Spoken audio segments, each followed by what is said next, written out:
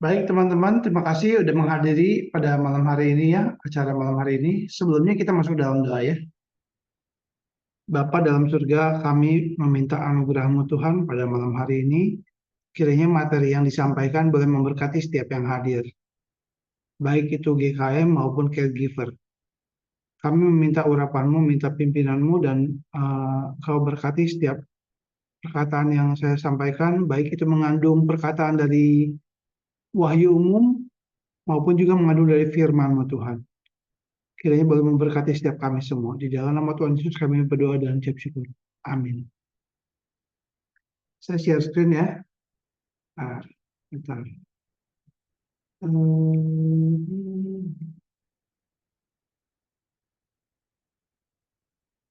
Saya share screen.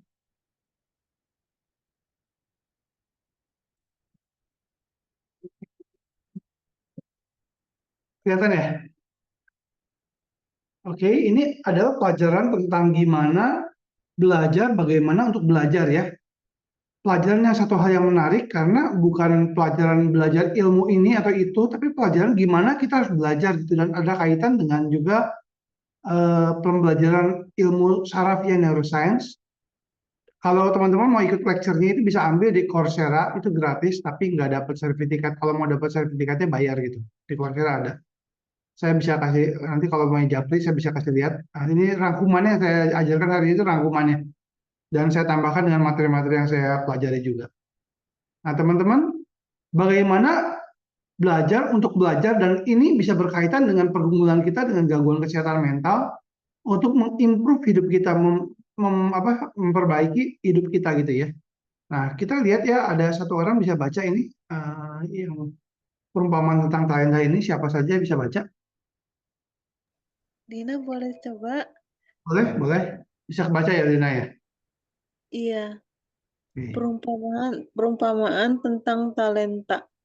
Sebab hal kerajaan sorga sama seperti seorang yang mau bepergian ke luar negeri, yang memanggil hamba-hambanya dan mempercayakan hartanya kepada mereka. Yang seorang diberikannya 5 talenta, yang seorang lagi 2, dan yang seorang lain lagi 1, masing-masing menurut kesanggupannya. Lalu ia berangkat. Segera pergilah hamba yang menerima 5 talenta itu. Ia menjalankan uang itu lalu beroleh laba 5 talenta. Hamba yang menerima 2 talenta itu pun berbuat demikian juga dan berlaba 2 talenta. Tetapi hamba yang menerima 1 talenta itu pergi dan menggali lubang di dalam tanah lalu menyembunyikan uang tuannya. Lama sesudah itu pulanglah tuan hamba-hamba itu lalu mengadakan perhitungan dengan mereka. Hamba yang menerima 5 talenta itu datang dan ia membawa laba 5 talenta, katanya. Tuan, 5 talenta Tuan percayakan kepadaku. Lihat, aku telah beroleh laba 5 talenta. Maka kata tuannya itu kepadanya, baik sekali perbuatanmu itu, hai hambaku yang baik dan setia. Engkau telah setia dalam perkara kecil. Aku akan memberikan kepadamu tanggung jawab dalam perkara yang besar. Masuklah dan turutlah dalam kebahagiaan Tuanmu. Yang berikutnya orang lain lagi, satu lagi baca yang ini ya, next slide ya. Saya boleh ya, Pak? Boleh, boleh, boleh. Lalu datanglah hamba yang menerima 2 talenta itu, katanya, Tuan, 2 talenta Tuan percayakan kepadaku. Lihat, aku telah beroleh laba 2 talenta. Maka kata tuannya itu kepadanya, baik sekali perbuatanmu itu, hai hambaku yang baik dan setia. Engkau telah setia memikul tanggung jawab dalam perkara yang kecil, aku akan memberikan kepadamu tanggung jawab dalam perkara yang besar. Masuklah dan turutlah dalam kebahagiaan Tuanmu. Kini datanglah juga hamba yang menerima 1 talenta itu dan berkata, Tuan, aku tahu bahwa Tuan adalah manusia yang kejam, yang menuai di tempat di mana Tuan tidak menabur dan yang memungut dari tempat di mana Tuan tidak menanam. Karena itu aku takut dan pergi menyembunyikan talenta Tuhan itu di dalam tanah. Ini, terimalah kepunyaan Tuhan. Satu orang lagi terakhir. Siapa saja? Saya Yako ya. Boleh, Junita, silakan. Maka jawab tuannya itu, hai kamu hamba yang malas, jadi kamu sudah tahu bahwa aku menuai di tempat di mana aku tidak menabur, dan memungut dari tempat di mana aku tidak menanam. Karena itu, sudahlah seharusnya uangku itu kau berikan kepada orang yang menjalankan uang, supaya sekembaliku aku menerimanya serta dengan bunganya. Sebab itu, ambillah talenta itu daripadanya, dan berikanlah kepada orang yang mempunyai 10 talenta itu. Karena setiap orang yang mempunyai, kepadanya akan diberi, sehingga ia berkelimpahan. Tetapi siapa yang tidak mempunyai, apapun juga ada padanya, akan diambil daripadanya. Dan campakkanlah hamba yang tidak berguna itu ke dalam kegelapan yang paling gelap. Di sanalah akan terdapat ratap dan kertak gigi. Terima kasih, Junita. Intinya adalah dari perumpamaan ini adalah kita harus melipat gandakan talenta ya. Nggak boleh ngubur talenta. Dan nggak boleh malas, itu adalah hamba yang malas dan jahat ya. Dan dia dihukum. Kita perlu mengembangkan talenta kita, dan setiap orang itu, baik orang GKM maupun caregiver, Tuhan pasti kasih talenta yang ada pada diri mereka ya. Jadi kita perlu gali, kita perlu kenali, dan kita perlu nggak boleh kubur. Nah, saya nggak akan bahas lebih jauh soal itu, tapi kita akan belajar bagaimana tentang belajar gitu ya. Pertama ada tentang mitos tentang otak ya. Tentang mitos yang salah tentang otak ya. Apakah sel otak itu berhenti bertumbuh setelah dewasa? Benarkah itu? Nah, biasanya kita pikir kalau otak udah dewasa itu stop nggak bertumbuh. Jadi anak-anak itu wah bisa belajar banyak gitu, kalau udah dewasa nggak bisa bertumbuh lagi, stop. Biasanya ini ada satu mitos yang kita dengar di masyarakat seperti ini. Tapi ternyata neurogenesis atau pembentukan neuron baru di usia dewasa itu ada gitu. Jadi bagian otak yang hipokampus, bagian yang penting untuk memori dan pembelajaran, terus menghasilkan neuron baru bahkan di usia dewasa dan lanjut. Jadi jangan pikir kita nggak bisa belajar di usia yang dewasa dan lanjut. Kita bisa tetap belajar gitu.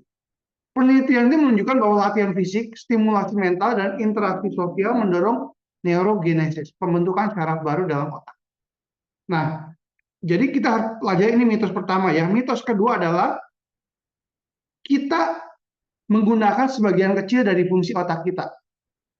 Biasanya suka orang berpikir bahwa orang pintar kayak Einstein mungkin gunakan otak 10%. Kalau kita cuma 2% gitu. Nah, itu salah. Karena setiap orang itu menggunakan 100% fungsi otaknya. Hanya diarahkan kemana gitu. Diarahkan kemana? Apakah digunakan untuk hal-hal seperti kita GKM misalnya, khawatir, cemas, depresi, dan lain-lain gitu ya. Fokusnya ke sana atau digunakan untuk belajar, untuk maju, dan sebagainya gitu. Jadi kita harus tahu bahwa otak kita itu fungsinya itu menggunakan sepenuhnya gitu, fokus gitu sebenarnya. Nah teman-teman, kita ya ada harapan mengenai otak kita itu, yaitu ada satu pemahaman tentang neuroplastisitas. Apa itu neuroplastisitas? Neuroplastisitas itu otak kita itu memiliki kemampuan untuk menata ulang. Jadi dia bisa menata ulang dirinya sendiri mau untuk koneksi yang saraf yang baru sepanjang hidup gitu ya. Dan ini bisa terjadi karena respon terhadap belajar, pengalaman, bahkan cedera. Nah ini hal yang penting, neuroplastisitas. Kenapa? Karena orang dewasa dapat belajar keterampilan bahasa baru atau pulih dari cedera otak itu karena fungsi ini, neuroplastisitas. Neuroplastisitas ya. Nah, orang GKM berjuang dengan aspek multifaktoral yang kalau saya pernah bahas ada bio, psikososial, spiritual, dan juga ada occupational, ada eksistensial dan sebagainya. Mereka itu perlu pembelajaran untuk supaya lebih meningkatkan kualitas hidup mereka gitu. Ada satu hope, saya percaya ya, GKM itu punya pengharapan karena fitur otak yang Tuhan ciptakan itu ada neuroplastisitas. Makanya kalau orang melakukan mindfulness gitu ya, itu bisa pengaruh besar kepada, ada signifikan kepada neuroplastisitas, kemampuan otak untuk berubah, beradaptasi, dan membentuk koneksi saraf yang baru sepanjang hidup gitu ya. Nah, penjelasannya secara ilmiah itu ada bisa dalam neuroplastisitas itu bisa menguatkan koneksi saraf secara positif ya, yang positif ya. Jadi latihan mindfulness secara teratur, meditasi, atur nafas, body scan, mindful walking, itu memperkuat jalur-jalur saraf yang berhubungan dengan perhatian, pengendalian emosi, dan kesejahteraan. Otak beradaptasi dengan pola pikir baru ya, jadi neuron yang sering digunakan bersama itu akan terhubung bersama. Ada perkataan bahwa neuron that fire together, wire together. Jadi saraf yang sering digunakan tuh akan wire together gitu. Nah, dan bahkan ternyata dengan neuroplastisitas ini bisa memperbesar area otak tertentu gitu ya. Peningkatan penebalan prefrontal cortex dan bisa mengecilkan area otak tertentu, misalnya amigdala gitu ya. Hipokampus pun bisa jadi ada bagian otak yang penting dalam memori pun bisa improve gitu. Nah, ini pengaruh dari neuroplastisitas ya. Kalau kita lihat bahwa prefrontal cortex di bagian depan ini penting bagian untuk menganalisa, untuk melakukan keputusan moral, mengendalikan diri, memoderasi emosi, dan aktivitas amigdala juga bagian otak yang terlibat dalam respons stres, ketakutan itu bisa mengecil dengan latihan mindfulness gitu ya. Ini membantu meredakan kecemasan, stres, dan respon emosional yang berlebihan, teman-teman. Nah, bahkan otak itu bisa berubah cara menanggapi rasa sakit dan emosi negatif gitu ya. Ini satu fitur yang penting dari neuroplastisitas. Nah, kita harus terus belajar. Tapi pertanyaannya gimana kita belajar secara efektif? Kita harus belajar how to learn. Bukan hanya belajar konten, isi pembelajaran, tapi cara belajar gitu. Nanti kita akan belajar ya. Satu hal yang penting bahwa otak kita itu bukan mesin yang nggak bisa diubah, tapi otot yang bisa berubah gitu. Ada neuroplastisitas. Nah, ini penting sekali. Kenapa? Otak kita bisa berubah. Kalau tadi dikatakan ada neurogenesis, orang dewasa pun ada pembentukan sel-sel baru. Dan neuroplastisitas adalah kemampuan berubah secara fungsional atau struktural, memperkuat koneksi. Kalau kita pelajari ada hal yang penting adalah dua jenis neuroplastisitas, ada dua jenis ya. Pertama itu neuroplastisitas secara fungsional, dan yang kedua adalah secara struktural. Kalau yang secara fungsional itu jadi apa? Maksudnya otak kita itu ya bisa mengalihkan fungsi dari area otak yang rusak atau kurang aktif ke area yang sehat gitu. Saya ambil contoh gini ya, orang yang stroke ya, yang stroke ya, kehilangan kemampuan bicara karena kerusakan di area otak tertentu gitu ya. Nanti kalau dilatih lagi itu bisa bagian otak di bagian lain bisa ambil alih fungsi bicara melalui terapi dan latihan yang berulang gitu. Otak bagian lain bisa gantiin fungsi yang tadinya rusak itu. Kan luar biasa ini ya. Ini luar biasa loh. Jadi ada rehabilitasi setelah stroke gitu, latihan bicara dan bergerak terus-menerus ya, membuat bagian otak lain bisa mengambil fungsi gerak atau bahasa yang sebelumnya dikendalikan oleh area yang rusak itu gitu. Nah, saya ambil contoh kedua ya, orang yang disabilitas misalnya tunanetra ya. Orang tunanetra kan nggak bisa lihat, betul nggak ya? Tapi nanti indera yang lainnya bisa jadi tajam loh. Jadi peraba sama pendengaran bisa jadi tajam. Itu secara fungsional berubah gitu. Secara fungsional dia jadi lebih peka karena dia lebih memanfaatkan input sensorik. Input sensorik yang bagian pendengaran dan bagian peraba gitu. Akhirnya jadi lebih peka terhadap pendengaran dan peraba gitu. Makanya bisa pakai bahasa Braille, bisa peka ya, bisa baca ya. Nah, pada penderita GKM dengan latihan mindfulness, seseorang bisa mengenali dan menantang pikiran yang nggak realistik.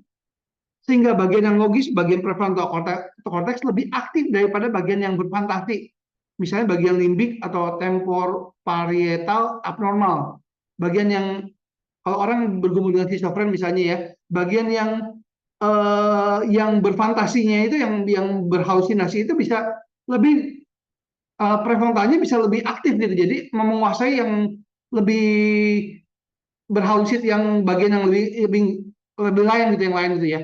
Nah, misalnya terapi bicara dan relasi yang menyembuhkannya, jadi terapi dengan bicara, dengan sharing, ngobrol gitu ya. Nah, ini interaksi antara konsisten antara terapi, pendeta, atau konselor rohani ya. Latihan-latihan seperti ini tuh bisa bagus gitu ya, mengubah aktivitas otak gitu, mengubah aktivitas otak. Latihan seperti mindfulness, doa, baca Alkitab tentu mempengaruhi. Ini pengaruh loh, baca Alkitab. Baca Alkitab ya, mengubah pola pikir, aktivitas otak, menenangkan amigdala, pusat ketakutan dan stres gitu, dan mengaktifkan prefrontal cortex bagian refleksi dan pengendalian diri. Jadi komunitas gereja yang sehat itu membangun kita bertumbuh gitu. Komunitas gereja yang sehat ya.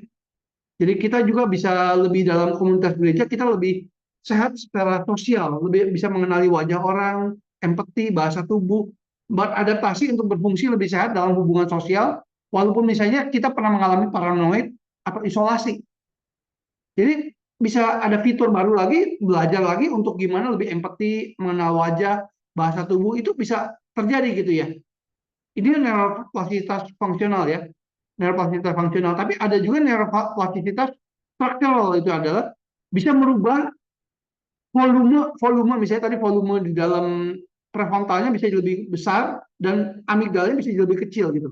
Itu luar biasa loh, ada perubahan fisik dalam struktur otak akibat pembelajaran, pengalaman atau latihan yang berulang-ulang gitu. Ini penting sekali ya, dari kita kalau meditasi dan mindfulness itu menebalkan hipokampus juga, fungsi memori dan emosi, dan mengurangi ukuran amigdala, reaksi stres dan ketakutan.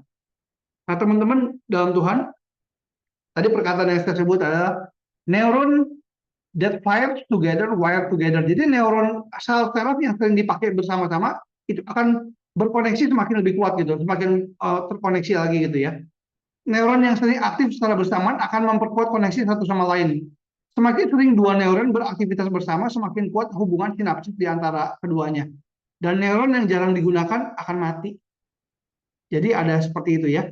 Nah teman-teman, nah neuron that fire together, wire together. Kita penting belajar keterampilan baru ya. Misalnya belajar meningkatkan fungsi otak, belajar bahasa, belajar musik, belajar juggling gitu ya. Dan musik itu bagus sekali. Kenapa? Yang latihan piano misalnya ya, itu bagus bagi otak. Kenapa? Karena semua fungsi otak pakai. Tadi saya udah bilang 100% fungsi otak pakai kan? Baik bagian otak yang di bagian motorik, koordinasi dengan tangan, dan konsentrasi, dengan bagian enjoyment, dan koordinasi, baca not, konsentrasi ya, dan sebagainya, dengan dan analisa sebagainya, dan itu semua full waktu kita main piano gitu ya. Nah, waktu orang berlatih main piano, neuron yang berkaitan dengan gerakan jari dan pendengaran akan aktif bersama-sama gitu. Jadi fire together, wire together gitu ya. Seiring waktu, koneksi antara neuron-neuron ini menjadi lebih kuat sehingga keterampilan bermain piano lebih otomatis. Kita dengar, otomatis bisa main gitu. Itu terkoneksi antara pendengaran dan jarinya gitu ya. Nah, teman-teman, kalau kita sering berpikir positif dalam situasi sulit, otaknya akan memperkuat jalur saraf yang mendukung pola pikir positif. Sebaliknya kalau kita overthinking, sering cemas, koneksi neuronnya akan mendukung kecemasan yang bisa semakin kuat gitu. Makanya perlu kita berubah pikiran, berubah pembaharuan pikiran. Alkitab bilang, berubahlah oleh pembaharuan budimu. Maka kita akan lebih baik gitu ya, berubah gitu ya. Itu kan metamorfose ya, seperti kepompong jadi kupu-kupu, jadi ulat, kepompong jadi kupu-kupu, berubah pikiran itu, diubahkan gitu. Makanya kita harus berubah terus, metamorfose ya. Nah, apa implikasi dari neuroplastisitas? Ini membantu kita belajar dan adaptasi. Dapat digunakan untuk mengubah kebiasaan buruk dan membangun kebiasaan baik gitu ya. Jadi yang jeleknya dilemahkan, yang baiknya dikuatin. Penting dalam rehabilitasi setelah cedera otak atau stroke. Dan juga bagi GKM ini penting, neuroplastisitas, implikasinya ya, bagi orang GKM. Nah, sekarang saya akan ajarkan gimana kita belajar. Ada dua cara mode belajar. Ada dua cara mode belajar, itu adalah pertama, sebelumnya tadi neuroplastisitas itu kan penting ya, jadi gimana kaitan dengan berubah pola pikir, dan gimana kita belajar, dua mode belajar ya. Ada pertama adalah focus mode, dan kedua adalah diffuse mode. Kalau teman-teman lagi belajar konsentrasi ya, konsentrasi detail gitu sampai itu adalah fokus mode gitu, kayak laser, kayak zoom gitu ya, ngezoom gitu ya. Fokus, jadi kita mempelajari sesuatu dan memperhatikannya. Tapi ada lagi belajar dengan diffuse mode. Itu diffuse mode itu adalah lebih nyantai, lebih ada jaga jarak, terus nyantai dan lebih diverse gitu ya, lebih semuanya lebih tenang gitu ya, nyantai. Memungkin ini penting juga gitu. Jadi jangan sangka kita belajar tuh cuma fokus mode gitu. Karena kita harus belajar tuh bergerak dari fokus mode ke diffuse mode, ke diffuse mode, ke fokus mode, terus berubah-ubah gitu. Itu bagus gitu. Kalau terus fokus mode, terus fokus, capek. Kalau diffuse mode terus juga nggak terlalu baik ya. Harus dua-duanya gerak gitu. Nanti akan saya jelaskan ya. Nah, kan Lao Tzu bilang seorang ini perjalanan 1000 mile dimulai dengan satu langkah ya. Jadi kita nggak bisa belajar tuh dengan instan. Kita harus tahu bagaimana membangun fondasi dan fondasi-fondasi lainnya.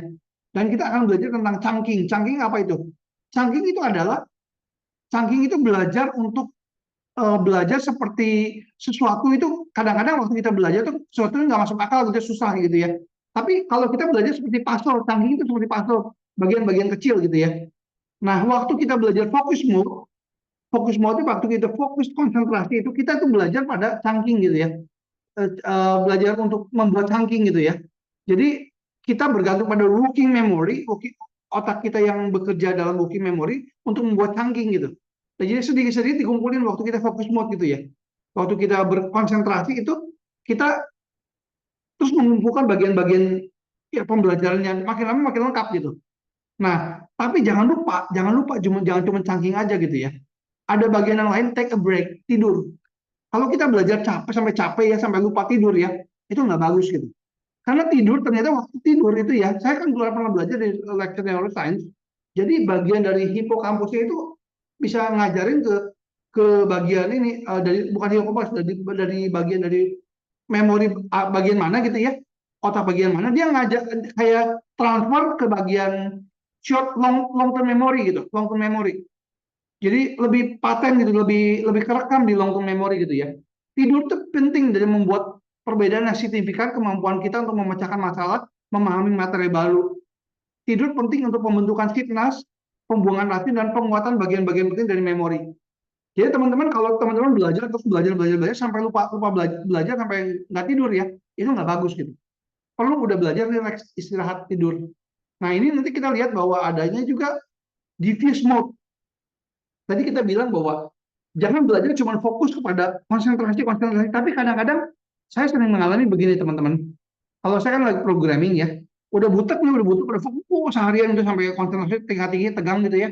Saya nyantai take a break, shower gitu ya, shower atau mungkin berenang atau apa ya, atau jalan-jalan atau ngobrol sama teman, tiba-tiba gitu ketemu gitu ya. Itu kayak kayak kalau di zaman dulu Archimedes ya, waktu dulu dia nggak ketemu gimana berat jenis itu kan dia nggak tahu, yaitu dia untuk ukur emas ya, untuk ukur beratnya volumenya emas gitu ya. Dia akhirnya waktu mandi ketemu Eureka gitu, dia ketemu jawabannya gitu ya. Nah ini waktu kita nyantai itu bukan berarti kita nggak belajar gitu. Jadi ada cara di diffuse mode, itu waktu kita lagi nyantai setelah kita fokus mode, kita pindah ke diffuse mode, itu kita bisa mendapat pembelajaran yang banyak juga gitu. Jadi kalau udah capek jangan paksain. Kalau udah capek belajar istirahat. Udah capek misalnya udah belajar Photoshop banyak, udah ngerekam, capek istirahat gitu. Jangan paksain gitu. Jadi kita ada berubah dari fokus mode ke diffuse mode. Nah, teman-teman, nah, dan juga ketika kita belajar, kita harus belajar mengulang-ulang kebiasaan itu, mengulang-ulang kebiasaan, dan itu akan memperkuat koneksi saraf, pembentukan memori jangka panjang. Ini seperti retrieval practice gitu ya. Jadi kita membangun ulang-ulang materi, jadi akan pindah dari pengetahuan memori jangka pendek ke memori jangka panjang. Akhirnya kita jadi ingat, dan ini mengurangi beban kognitif gitu. Kalau kita lihat short term memory itu adalah mirip dengan papan tulis ya, bisa merekam informasi dengan mudah tapi nggak gampang dihapus. Tapi kalau long term memory itu mirip dengan gudang warehouse ya. Jadi informasi disimpan di banyak tempat gitu, di tempat banyak tempat. Kalau kita belajarnya mengulang, itu kita jadi ingat. Jadi ingat, makanya kenapa kita kalau mau ujiannya jangan kita belajar sehari kebut semalam. Itu memang sehari kebut semalam itu memang masih bisa ingat, udah selesai ujian lupa.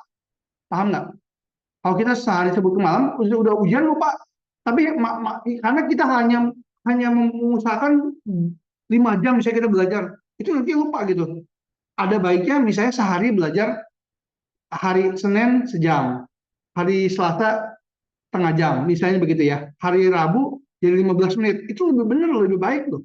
Terus udah gitu sehari Sabtunya, misalnya sampai Sabtunya udah 5 menit gitu ya. Ternyata diulang-ulang itu lebih efektif gitu, nyicil setiap hari jadi lebih terekam gitu, lebih terekam. Jadi otak kita itu akan lebih kuat memorinya kalau repetisi akan lebih kuat gitu. Jangan kita mau sekali jadi langsung belajar seperti 5 jam gitu, itu lupa nanti gitu. Nah itu kita akan belajar tentang seperti itu ya. Nah teman-teman, beberapa masalah dalam belajar ya. maksa belajar terlalu banyak. Jadi kita sampai pakai fokus mode sampai lupa bersantai, istirahat, tidur, olahraga, menikmati hidup dan menyegarkan diri. Ini penting gitu. Karena ingat, waktu kita di feast mode, seringkali kita pun dapat pembelajaran yang luar biasa, gitu, dapat inspirasi gitu. Nah, yang kedua, masalah besar dalam belajar adalah suka nunda, procrastination. Kita harus tahu bagaimana cara mengatasi penundaan, nanti saya akan jelaskan ya. Dan terlalu banyak distraksi.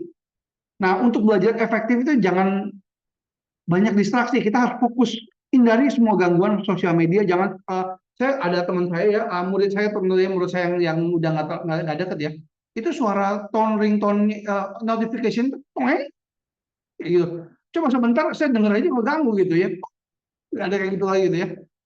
Itu jangan yang kayak gitu ya, itu mengganggu gitu. Jadi notifikasi dari handphone itu, belajar suara-suara mengganggu supaya kita fokus pada kerjaan kita gitu. Nah, itu jadi kita harus fokus dan tahu cara mengatasi penundaan ya. Nah, kenapa kita menunda, coba teman-teman? Kita menunda karena ada penghindaran tugas yang mengaktifkan pusat nyeri di otak gitu ya.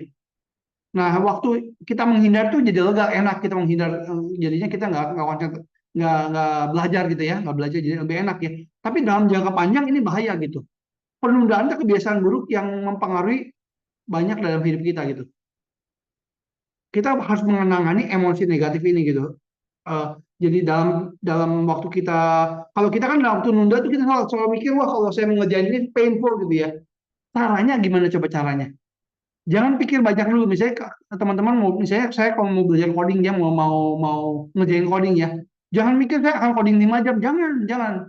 Coba saya cuma install mau coding 10 menit, tiba-tiba jadi jalan, nanti udah dari sebentar gitu ya. Akhirnya jadi panjang gitu ngerjain gitu. Jadi pembelajar tuh biasa waktu mulai tugas baru tuh painful gitu ya. Tapi waktu mulai dikerjakan tuh nggak painful gitu. Jadi jangan kita pikir jangka panjang, kita terlalu 5 jam kerja gitu. Santai aja kerjain 10 menit gitu ya. Nanti jadi jalan gitu.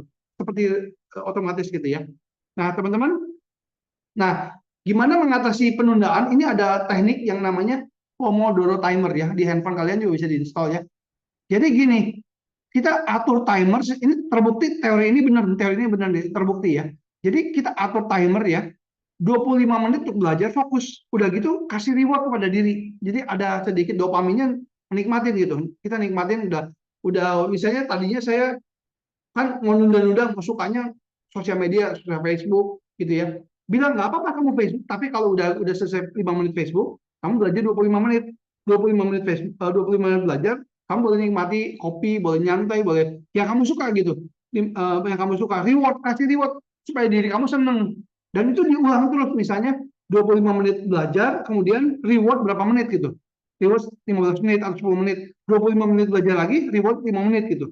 Nah, itu diulangi lagi, nanti kebentuk mekanisme yang dimana kita itu akan terus menikmati belajarnya, jadi konsentrasi gitu. Ini salah satunya fokus kepada ketika kita udah di focus mode, kita langsung nyantai lagi gitu. Focus mode terus nyantai lagi gitu. Nah, ini Pomodoro timer ya.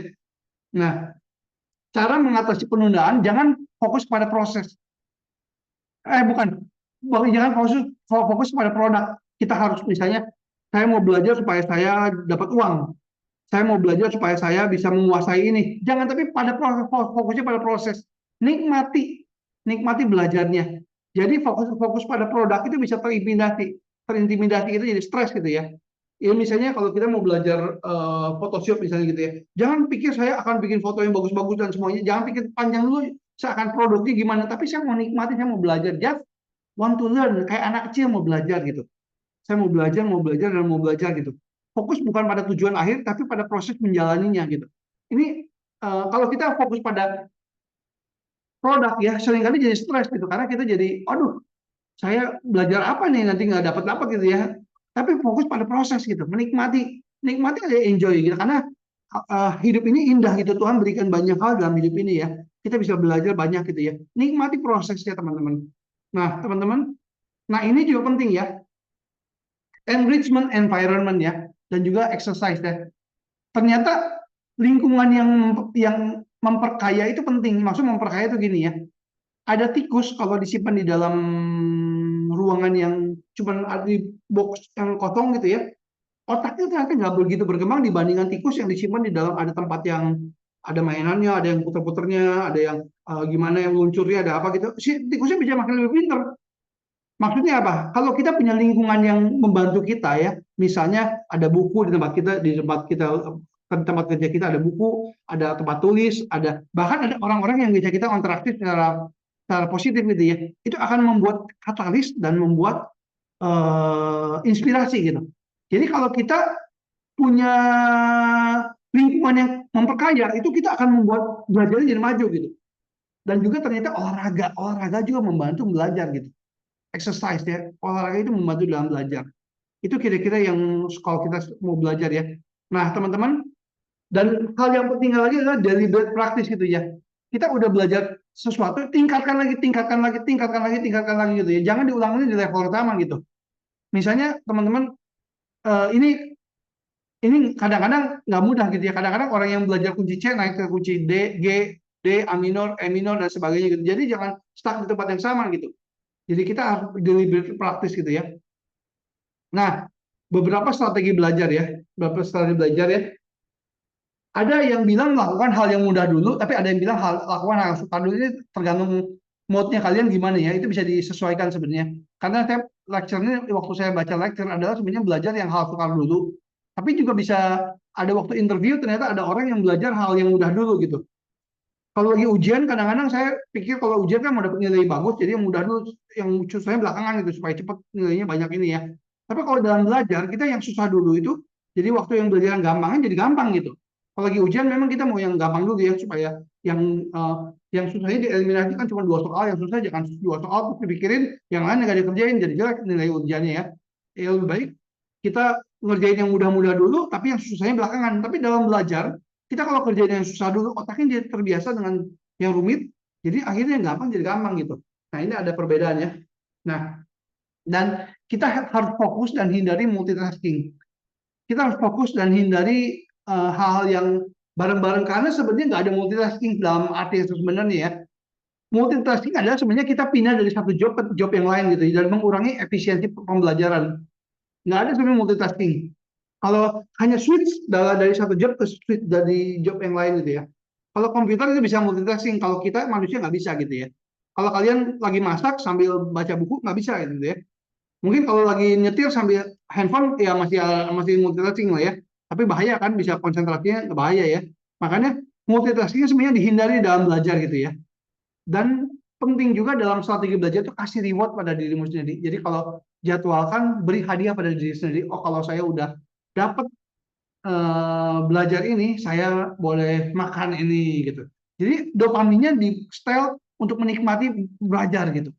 Kasih reward berdasarkan tugas yang intensitasnya gitu. Membuat alam bawah sadar Anda membantu untuk belajar gitu. Kalau Anda sudah selesaikan materi ini, Anda boleh nikmati makan ini gitu ya, puji Tuhan gitu ya. Nah itu jadi membantu untuk konsentrasi belajar ya. Nah teman-teman, ini ada pepatah Cungun ya. Po daulau, xie taulau ya. Ini mungkin Lina bisa baca ya. Ini artinya adalah hidup dan belajar itu dari sampai tua gitu. Hidup sampai tua, belajar sampai tua ya. Jadi nggak ada terlalu telat sampai orang telat belajar. Jangan takut teman-teman. Bahkan teman-teman kalau mengalami GKM, jangan pikir GKM kita nggak merusak intelektual kita. Enggak loh. Nggak ada hubungan antara kepintaran sama GKM, karena orang GKM tetap bisa cerdas, bisa belajar gitu, bisa belajar. Jadi teman-teman yang GKM-nya tetap belajar gitu ya. Ada orang ya yang saya tahu ya, ibu-ibu lulus S1 teologi umur 60-an something gitu ya, 65 something atau 67 something gitu ya. Lulus S2-nya dalam 70-an something gitu ya, lulus S3-nya dalam 75 something gitu ya. Kan itu kan kalau kita pikir ini ibu-ibu umur 60, 70, S3 gitu ya. Ternyata bisa lulus gitu. Itu berarti luar biasa gitu, belajar nggak ada waktunya, nggak ada telat gitu. Asal terus rajin belajar, karena ya tadi kita belajar tentang cangking itu kalau kita belajar pastel itu lama-lama itu makin bisa gitu, makin bisa pastel itu makin banyak. Kan itu dalam focus mode belajar, nanti lama-lama dipindahkan ke dalam long term memory gitu. Jadi kita long term memory lama-lama kuat gitu fondasi belajarnya gitu ya. apalagi kita belajar neuroplastisitas, otak kita itu bisa belajar, bisa nambah, bisa membentuk koneksi baru gitu. Nah teman-teman, jadi kita orang GKM ya harus keluar dari comfort zone, feel safe and in comfort ya. Harus berubah, masuk ke dalam lebih aneh ke fear zone, takut opini orang, dan masuk ke learning zone ya. Kita akhirnya ke growth zone, kita terus maju gitu, harus maju dan keluar dari zona nyaman, maju ke dalam zona belajar dan zona bertumbuh. Kita harus terus maju gitu, jangan kita terus overthinking, terus mengasihani diri, terus nggak belajar, terus males-malesan. Kita terus harus fokus. Kayak saya juga melihat ada perubahan-perubahan dari teman-teman kita ya. Terus jadi bisa lebih aktif, bisa lebih apa, itu harus dikerjakan gitu. Kita keluar dari comfort zone, jangan mengasihani diri, jangan terlalu mikir, oh saya nggak ada cuma satu talenta, kubur gitu ya. Jangan. Tapi kita kembangkan satu talenta itu jadi 2 talenta. Kita terus keluar kepada learning zone dan kepada growth zone, terus bertumbuh teman-teman. Nah teman-teman, kalian pasti bisa maju dan ada hukumnya di dalam neuroscience itu. Kalau kita terus repetisi, makin lama makin kebentuk gitu ya, makin kuat. Nah itu adalah pengharapan neuroplastisitas. Nah teman-teman, tingkatkan belajar dan hidupmu ya, tingkatkan hidupmu ya, improve your life ya, improve your life. Hidup itu baik, sebab Tuhan Allah itu baik. Jadi nikmati hidup ini, bersyukur, dan jangan khawatir, udah buang yang negatif-negatif, buang semua gitu ya. Belajar baik-baik, itu merubah pikiran kita lebih positif gitu, dan kita akan makin maju gitu, dan makin bertumbuh dan makin sehat gitu. Makin kita bertumbuh, makin kita dalam segala hal kita makin bertumbuh gitu ya, makin baik ya. Nah ini sampai di sini, tapi saya akan simpulkan gini ya, untuk teman-teman yang nggak sampai kuliah ya, jangan merasa takut ketinggalan dan sebagainya gitu ya. Jangan merasa, oh saya nggak kuliah sekarang, udah saya kena GKM, saya udah ada umur. Jangan alasan, jangan karena teman-teman bisa belajar sebanyak-banyaknya. Kenapa? Saya kasih tahu rahasia satu hal. Saya jujur ngomong ya, lecture di Udemy itu di internet tuh, lecture di Udemy ya, itu biayanya kalau lagi diskon itu cuma 120 ribuan ya. Saya berani jujur ya, lecture saya di Universitas Sydney dulu ya, yang zaman awal-awal itu ya, dibanding lecture Udemy itu yang 120 ribu, kalau lecture yang bagus ya, lebih bagus yang Udemy itu. Sekarang itu kuliah di Australia itu kalau yang satu lecture-nya itu bisa 20 ribu satu semester, 20 ribu Australia, berarti 200 juta satu semester. Satu semester 200 juta untuk biaya kuliahnya doang. Kalau sekarang ya. Nah, tapi kita kalau kita belajar kayak Udemy begituan, ilmunya nggak kalah tinggi. Kenapa? Coba teman-teman. Karena seringkali orang suka pikir kalau saya kuliah itu saya bisa dapat ilmu yang banyak gitu ya, yang lebih, memang ada dapat gelar ya, tentu dapat gelar. Tapi ya teman-teman bayangin ya, kalau online course itu sudah di rating sama banyak orang, misalnya di rating sama 10 ribu orang gitu ya. 10 ribu orang atau 100 ribu orang, ratingnya 4,9, 100 ribu orang. Bayangin, bagus tuh lecture-nya, pasti jago, ngajarnya pasti jago, pasti kontennya bagus gitu. 100 ribu orang rating sama review. Tapi kalau orang ke universitas belum tentu dapat yang bagus juga, bisa jadi profesornya pintar tapi boring ngajarnya gitu, membosankan. Nah jadi jangan takut kalau teman-teman udah belum pernah menyentuh pendidikan sarjana ataupun master ataupun yang tinggi gitu ya. Jangan khawatir karena online course sekarang itu zamannya demokrasi pembelajaran, banyak semua online course. Belajar baik-baik gitu. Dan kita gunakan waktu kita sebaik-baiknya dan kita gunakan bisa belajar dan itu membentuk otak kita, bisa konsentrasi, bisa terus makin positif hidupnya gitu. Jadi jangan cuma mikirin hal-hal yang sifatnya rohani, firman Tuhan dan sebagainya, itu membentuk kita. Hal-hal yang positif selain wahyu umum pun itu membentuk kita gitu.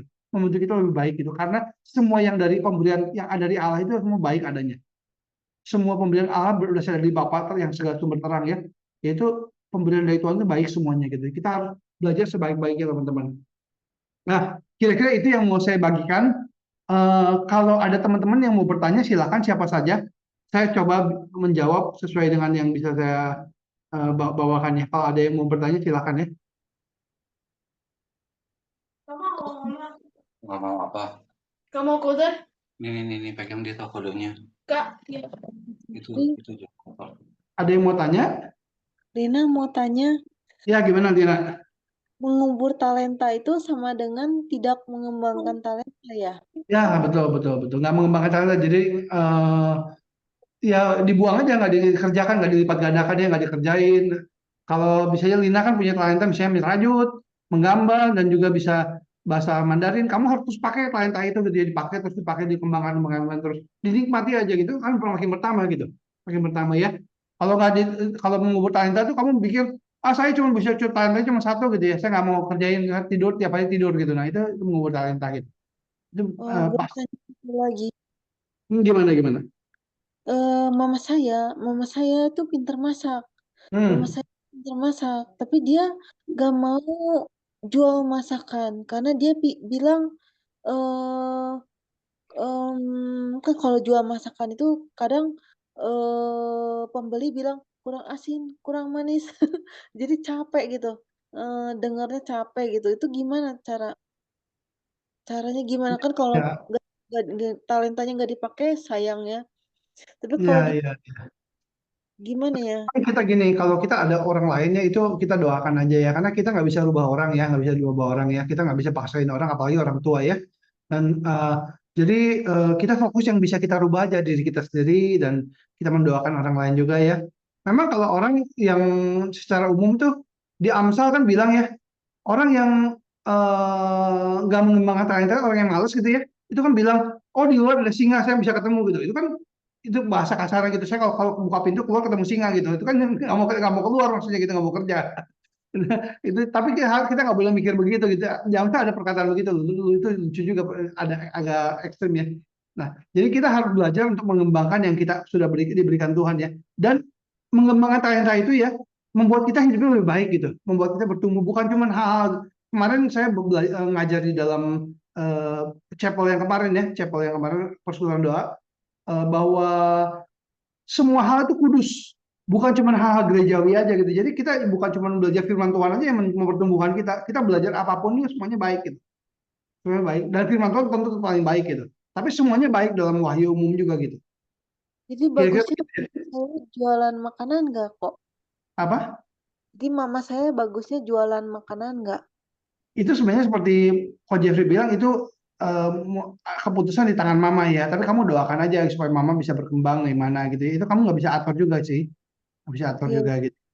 iya, iya, ya. Makasih, Gitu ya. makasih. Oke, ada lagi yang mau tanya, siapa saja? Pak Jeffrey, Ya, gimana Bu Firda?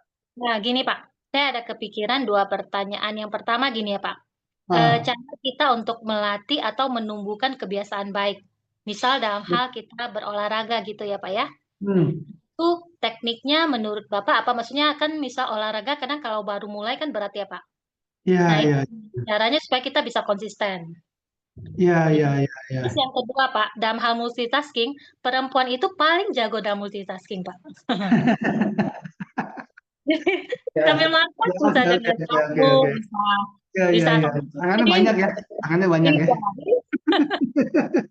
Nah, jadi kayak kayak kayak misal saya kerja, Pak. Saya tuh bisa sambil dengar musik karena pernah satu hari saya kerja, saya tidak dengar musik, yang muncul itu rasa boring, bukan boring dengan kerjaan, tapi kayak kok Oh, ada sesuatu yang memang kurang. berarti ya, memang sepertinya ini sedikit, kita kan lagi, ini kan kita belajar yang realistis ya. Ini teori Hmm. dari belajar itu sebenarnya dia bilang orang nggak bisa multitasking. Memang sebenarnya saya lihat istri saya pun luar biasa gitu ya. Dia dengar ini sambil dia dengar Shopee itu Shopee Live, terus udah gitu Hmm. dengar eh, TV yang dicepetin speednya 1,5 sambil saya bingung gitu ya, saya nggak bisa konsen loh. Dengar dua begini, dua terus udah gitu sambil sambil belajar yang lain, sambil nulis mikir-mikir yang lain, saya nggak bisa begitu loh. Itu kayaknya ya, saya mungkin lihat perempuan itu memang lebih luar biasa ya dalam hal gitu ya, harus diakui ya. Mungkin saya juga nggak bisa bayangin tuh bisa begitu tuh. Itu kan kalau dengar ini, kalau dengar lecture ya, dicepetin 1,5 itu nggak gampang loh dengernya loh. Konsentrasinya, tet- tet- tet- tet. Kalian dengar suara saya cepat juga kan, suka kecepatan ya, kadang-kadang saya ngomong kan suka kecepatan ya, Lina ya tadi ngomong ya. Nah itu nggak gampang untuk konsentrasinya gitu. Apalagi kalau dengar lecture di 1,5 sampai speednya gitu ya, terus sambil denger yang lain lagi dibagi dua pikirannya. Itu saya nggak bisa bayangkan gitu. Memang multitasking ada ya, harus diakui ya mungkin.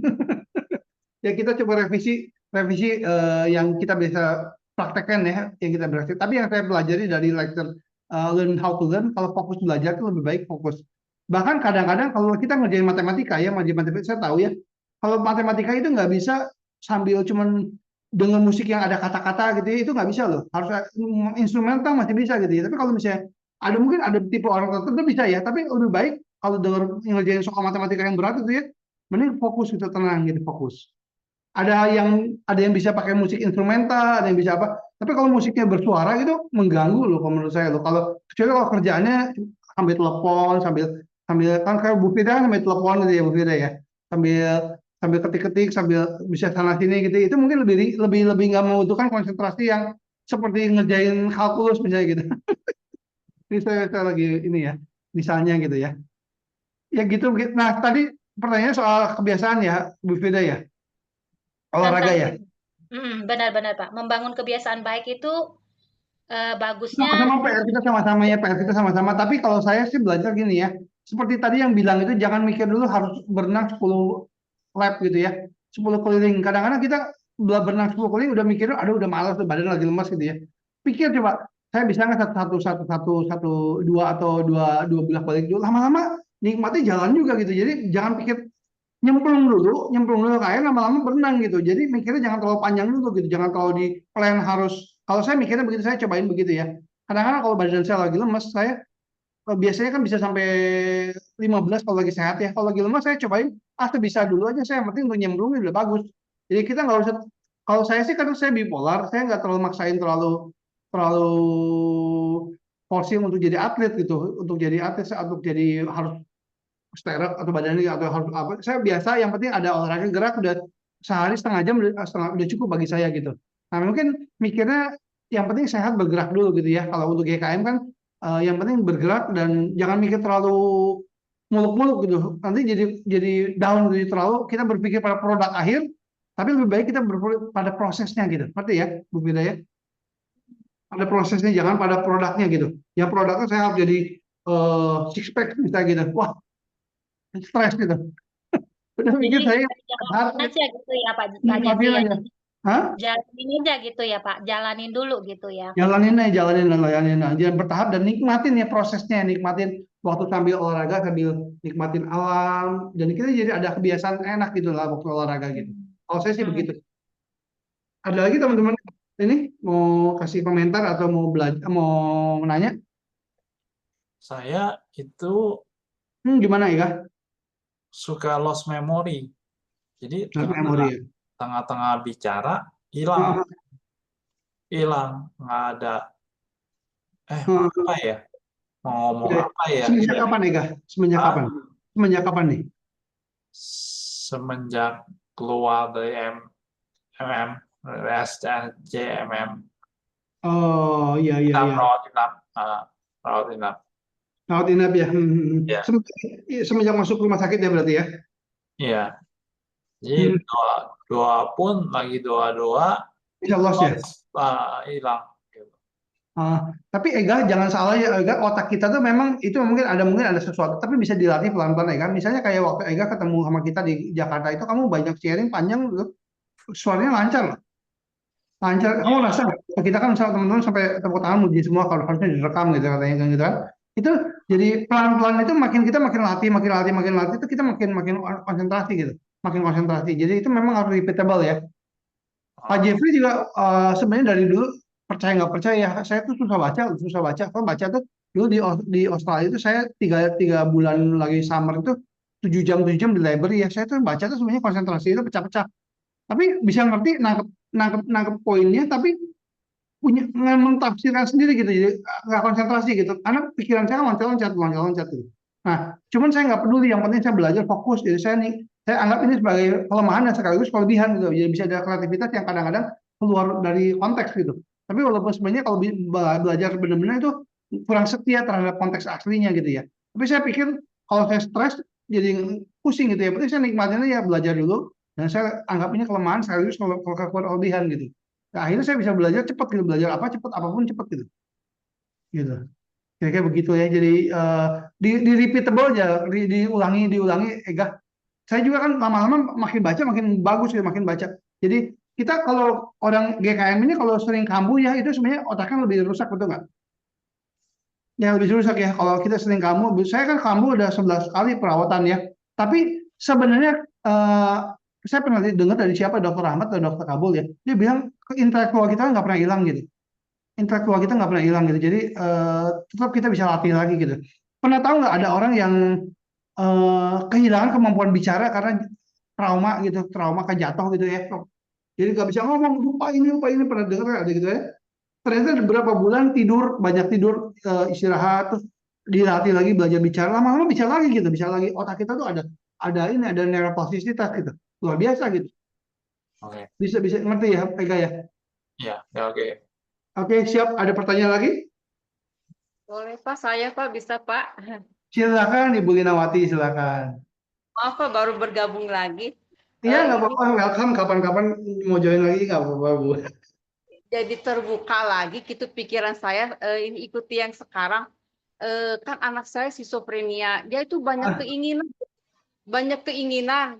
Jadi dia ah, itu, eh, saya nggak ngelihat talentanya apa, tapi dia ingin belajar ini, belajar itu, belajar ini, belajar itu, gitu saya leskan, tapi nggak, saya terlalu fokus mungkin, udah belajar ini kok nggak ada hasilnya, belajar itu kok nggak ada hasilnya, tapi dengan hari ini gitu Bapak bicara, jangan fokus kepada apa produknya, hasilnya, produk hasilnya ya.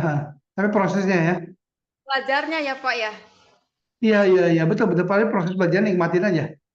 Iya ya. Kadang-kadang saya suka jadi malas gitu ya, udah antar sana sini cuma sebentar sebentar sebentar gitu ya. Nah, Hmm. sekarang kan usianya udah 29 tahun gitu ya, Pak. Hmm. Usia 29 tahun ini tiba-tiba pengen les piano lagi gitu ya. Sedangkan waktu Hmm. umur belasan ya itu pengen les organ udah saya lesin, terus pengen biola, pengen pengen nyanyi, pengen apa juga berapa kali gitu. Maksudnya nggak kelihatan talentanya apa gitu, Pak. Nggak Iya, kelihatan. iya. Tapi kalau sekarang itu malah pengennya lagi kemarin pengen berenang, ini lagi berenang lagi, udah saya antar lagi gitu ah. Jadi tapi dengan pelajaran hari ini saya pikir kan dengan banyak aktivitas mungkin bisa mempengaruhi juga. Iya, iya. Jadi ada bentuk-bentuk wire baru gitu. Nanti bisa makin menyembuhkan juga gitu, Bu. Bisa Jadi saya pikir begini ya, Bu ya. Ibu pikir lebih baik anak-anak ibu diem terus mengalami isolasi atau belajar belajar ini belajar pindah-pindah terus tapi belajar terus dan nikmatin. Lebih baik yang kedua, Bu. Lebih baik yang kedua. Jadi dia akan menikmati dan saya juga sebenarnya dulunya itu sering dimarahin orang tua karena dibilang setengah-setengah. Antara belajar piano setengah, belajar ini setengah, belajar setengah. Ya jadinya setengah-setengah memang gitu, setengah matang semua. Ya, Tapi jadi saya tuh setengah matangnya pikir enak kan? iya pengennya satu aja apa ditekuni ternyata nggak bisa seperti itu ya Pak ya. Iya, Kalau iya. yang ini ya Pak ya. Oh iya iya. Nggak Jadi apa-apa, saya yang baru penting belajar terus ya, daripada nggak belajar, Bu. Daripada diem di kamar. Nih, kalau iya, lagi belajar kan aktivitas hidup itu kan bergaul apa semua positif gitu. Ya, kita tuh seringkali punya standar karena orang yang neurodiversity itu kita seringkali ya yang kita menganggap itu orang tuh punya standar tuh harus patternnya seperti ini gitu. Padahal setiap orang tuh punya punya formatnya masing-masing gitu, punya keunikan masing-masing gitu ya. Dan iya, kita dan Tuhan ciptakan mereka itu indah gitu, beda-beda gitu. Ada yang iya, autism, ada yang ADHD, ada yang apa gitu ya. Cara mereka belajar beda-beda gitu. Cara mereka iya. belajar, ada yang belajar cepat kayak racing car, ada yang kayak orang mau naik gunung pelan-pelan gitu. Jadi cara belajar beda-beda gitu, Bu. Kita nikmati. Jangan mengecil jangan mungkin ya Pak ya, Jangan dari di yang format satu format tuh. Jadi semua format, jadi semua kayak tentara, semua harus sama, semuanya harus dimangkatnya semua sama. Tiap orang iya. beda-beda gitu. Beda-beda ada fungsinya beda-beda gitu. Hmm, iya, Gitu iya. ya, Bu Nawati ya. Ya, makasih Pak. Ya. Makasih sama-sama. Ada lagi yang mau nanya? Kalau saya ini bisa bergabung di setiap Pak Jeffrey ini setiap hari apa ya Pak? Saya ini kemudian kalau dari grup CSG saya dikasih linknya ini tadi itu gitu. Oh, kita setiap hari Senin selalu ada persekutuan doa pagi-pagi kan. Dan sehari Jumat malam itu ada persekutuan juga. Hari Rabu kita gunakan untuk training gitu. Training seperti ini gitu. Rabu ya. Oh iya. Rabu malam ya, Ya. campur-campur. Untuk link Zoom-nya tetap yang ini Pak. Langsung nggak pernah berubah. Jadi kalau dicek pasti ada lah gitu ya. Kalau lagi nggak ada mungkin lagi diberitain lagi libur gitu. Kalau nggak ada ya, selalu ada gitu ya, selalu ada. Ya. Ya Ya, makasih. makasih Bu Linawati. Ada lagi teman-teman yang mau tanya? Ini di chat ada yang tanya nggak ya? Oh, oke, Hania nggak apa-apa ya. Dina aja banyak kemauan, nggak apa-apa ya. Kakak Kalau ikut Jeffrey, seminar bayar baru dapat jadi beli sertifikat dong. Kalau ini Bu Yeni Indawati nanya kalau ikut seminar bayar baru dapat sertifikat, jadinya beli sertifikat dong. Enggak gini. Jadi maksudnya ilmunya itu gratis, kita bisa belajar. Tapi kalau misalnya kita nggak beli sertifikat tuh supaya kalau saya pikirnya gini untuk reward saya gitu, untuk reward saya. Saya udah belajar baik-baik, bahkan saya mengerjakan soal-soal yang honor yang untuk honor. Saya dapat honor nilainya tinggi gitu. Jadinya bukan cuma selesaiin secara penyelesaian kuliah doang, tapi saya ikut sampai honornya gitu. Jadi saya beli sertifikatnya ada honornya itu menghargai diri saya sendiri. Kalau saya begitu gitu, Ibu Yeni ya. Jadi sertifikat bukan beli sertifikat, tapi ilmunya itu gratis, tapi kalau nggak ada dibuka secara publik. Cuman kalau kita mau ada sertifikat yang kita sudah menyelesaikan, kita harus bayar gitu. Itu banyak yang gitu di Amerika juga ada edX ya, ada apa, ada macam-macam, ada yang kayak gitu ya, ada Coursera gitu ya, banyak yang gitu. Ya tipe-tipe begitu. Jadi kalau kita ikutnya gratis, tapi kalau mau dapat sertifikat bayar gitu. Nggak apa-apa sih, bagi saya itu membangunnya. Ilmunya kan bisa kita dapat. Jadi teman-teman kalau yang mau tahu itu saya kasih tahu begini ya. Share, saya belum tutup ini. Saya share screen dulu. Ini saya tutup dulu ya. Saya share screen. Ini saya bukakan ya websitenya. Coursera deh. Ini ada bisa belajar di sini teman-teman. Ini saya lagi belajar lagi nih. Saya udah ambil beberapa pelajaran di sini. Ada lagi misalnya apa namanya? Learn how to learn. Nah ini nih. Ini saya udah selesai yang ini. Nah, ini 15 jam berdasarkan kalian punya waktu ya. Ini bagus sekali gitu. Nanti belajar bisa learn all at your pace gitu ya. Gratis ini gratis. Tapi kalau mau dapat sertifikatnya bayar gitu. Jadi saya ada di sini beberapa ini untuk kasih tahu aja ke teman-teman ya. Ini saya dapat sertifikat dari ini learn how to learn kan. Ini saya punya dapat ya with honor gitu ya. Ini karena saya selesaikannya dengan konsentrasi dengan serius gitu, dengan ngerjain soal-soal misalnya ada yang ini juga saya dapat dari ini sama ya. Ini ada beberapa yang saya dapat dari sertifikat-sertifikat yang ada gitu. Ini Coursera, ini saya belajar ini juga, ini yang lain dapat honor juga. Jadi kita bisa terakhir saya belajar dari Yale tentang ini. Kalian bisa teman-teman bisa ambil dari situ gitu. Saya belajar dari Coursera itu. Jadi, itu seperti saya bilang online course itu membantu banget gitu. Membantu banget. Jadi kita mungkin kalau nggak pernah menyengecap kuliah, banyak yang online course gitu. Banyak yang online course yang bagus-bagus. Ini Coursera ini bagus ini. Saya lagi ambil kemarin apa namanya belajar dari Yale juga ambil dari sini gitu. Oke, kira-kira begitu ya teman-teman. Ada pertanyaan lagi? Kakak Jeffrey, Ya, gimana Dina? jadi ingat tadi kan dengar Ibu Linawati bilang anaknya pengen ini itu ya. Ah, Itu kan nanti bulan Agustus ada kelas, hmm, 3 bulan bayar 50.000 gitu. 3 bulan bayar 50.000. murah itu. Itu Bahasa apa? itu boleh milih mau jahit atau merendah gitu kok. Mau Hmm. jahit ya. Dina baiknya milih menjahit atau merendah kok. Kamu sendiri kamu yang paling kenal diri kamu yang paling mulia sama orang terdekat kamu gitu ya, sama mama sama siapa, karena kamu lebih tahu diri kamu yang mana yang dan berdoa sama Tuhan juga. Itu saya nggak bisa nentuin, saya nggak bisa tahu. Kalau prinsip-prinsip bisa saya kasih tahu. Cari yang paling kamu kuasai, yang paling kamu senangi, paling nikmatin kayak seperti itu gitu ya. Sisanya sih bisa gumuli sendiri gitu ya. Oke. Ya, thank you. Ibu Katrina itu anaknya tuh namanya Samuel ya, Mai ya. Bagus itu Coursera itu bagus betul-betul ikut banyak yang gratis dan berbayar bagus Bu. Bagus ya. Terusin ya Bu ya. Nah, jadi Coursera bagus. Ada juga satu lagi ada ini juga ya. Saya kasih tahu lagi. Saya pernah bahas ini. Udemy itu bagus banget. Udemy itu bagus banget. Udemy ini saya itu orang yang senang belajar ini. Saya punya course Udemy ada berapa nih teman-teman kalau lihat ya. Course Udemy saya ada dari dulu saya udah ngumpulin ada 102 course. Nggak semuanya habis, tapi yang penting saya belajar gitu benar-benar gitu. 102 course. Dan ini pembelajaran bagus-bagus gitu, Udemy. Terus ada lagi satu lagi misalnya apa lagi ya? EDX juga bagus. ORG. Ini EDX juga bagus nih. Dari MIT ya, MIT ya. Ini ada Harvard ya. Ini gratis nih. Bisa belajar macam-macam. Artificial Intelligence, MBA, ada macam-macam bisnis dan sebagainya. Ini bisa belajar dari sini. Jadi zaman sekarang nggak ada kata nggak belajar gitu. Yang ada kalau kita malas kita nggak belajar gitu. Kita bisa belajar kemana aja gitu. Meningkatkan ilmu kita.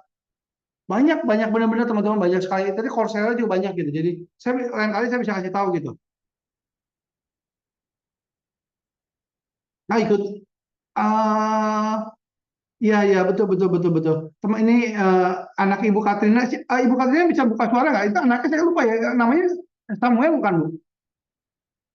Betul, betul Iya Pak Jeffrey. saya lihat waktu ketemu itu Samuel yang ketemu di Jakarta ya. Ya, betul. Saya lihat anaknya juga cerdas tuh. Jadi ada kemauan belajar ya. Jadi saya juga kan pernah kasih Udemy juga kalau dia ya. Jadi, memang bagus sih Bu. Terusin Bu. Terusin. Iya, cuma ya apa?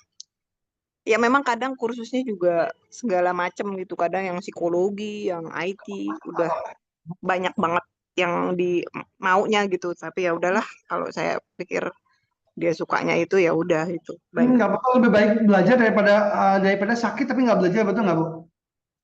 Iya Kalau sih. belajar kan dapat input baru, dapat input selama itu pelajaran itu nggak berbahaya, yang nggak benar, bukan nggak selama benar gitu ya, itu akan Iya. membangun Bu. Sekarang juga ngomongnya pengen Hmm. les piano gitu kan. Apa-apa Bu, Ya, jalanin aja. memang ya kadang kan untuk caregiver tuh ya semua kan ada cost-nya ya Pak ya. Ada Ya kosnya, maksudnya ya betul ya betul kosnya. betul, banyak keinginan tuh kan sebenarnya banyak banyak cost-nya juga ya. Maksudnya kan kita Betul. harus Mensupply juga ya. cover ya. Maksudnya keinginan-keinginan itu Betul. kan mungkin ada yang gratis, ada yang gak gratis juga gitu ya. Ya betul Tapi betul. tapi ya selama mampu ya saya berusaha lah, selama Ya positif Bu, juga ya Bu, gitu. baik Bu, yang positif Bu ya. Ingat neuroplastisi itu setuju banget Pak. Emang saya hal-hal baru itu kan menimbulkan apa namanya Koneksi menyambung baru tuh, lagi, koneksi wiring baru, lagi ya, yang baru betul, wiring koneksi lagi, baru, wiring lagi. wiring lagi betul, dan itu bisa bikin makin sembuh gitu. Iya, iya. Makasih Pak. Oke, ada lagi pertanyaan? Satu, dua lagi?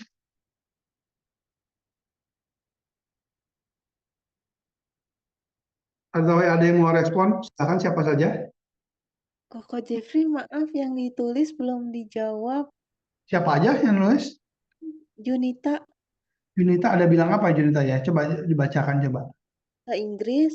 Coursera semua bahasa Inggris. Kalau nggak bahasa Inggris, bahasa lain juga nggak ada bahasa Indonesia yang jelas.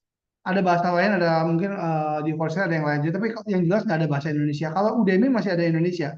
Tapi kalau bisa Junita belajar bahasa Inggris nggak apa-apa, karena kalau orang bisa belajar Inggris itu jadi bisa belajar universal ya, bisa banyak gitu ya. Belajar how to learn bahasa Inggris gitu. Nanti dari sana belajar bahasa yang lain lagi gitu. Inggris aku pakai benar-benar Ibu Junita ya.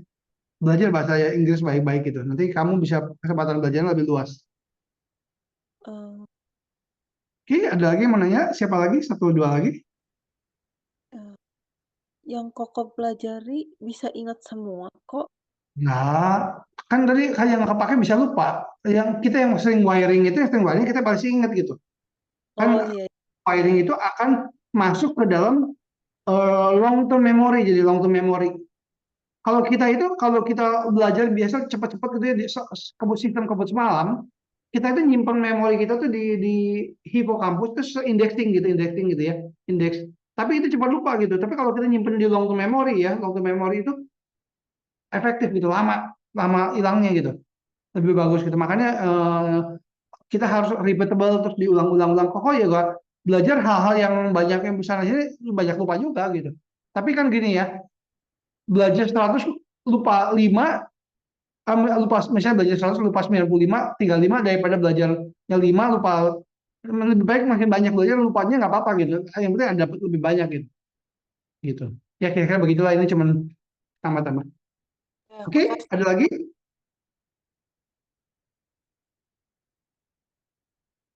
Ada yang mau nanya lagi? Ada yang mau respon atau yang mau apa?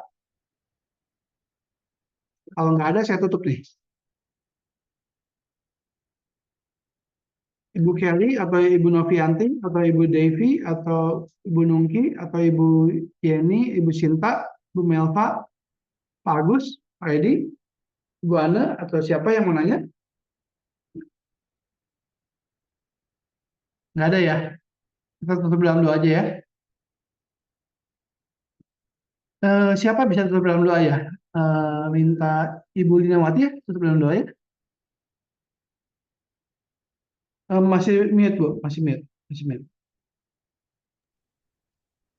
Bapa dalam surga, kami mengucap syukur Tuhan dalam pertemuan ini Tuhan, kami boleh belajar lagi Tuhan dengan hal-hal yang baru Tuhan. Ini bukan satu kebetulan buat saya atau buat satu kami di sini Tuhan, baik kami sebagai caregiver maupun sebagai GKM Tuhan, kami terus mau belajar Tuhan supaya Tuhan.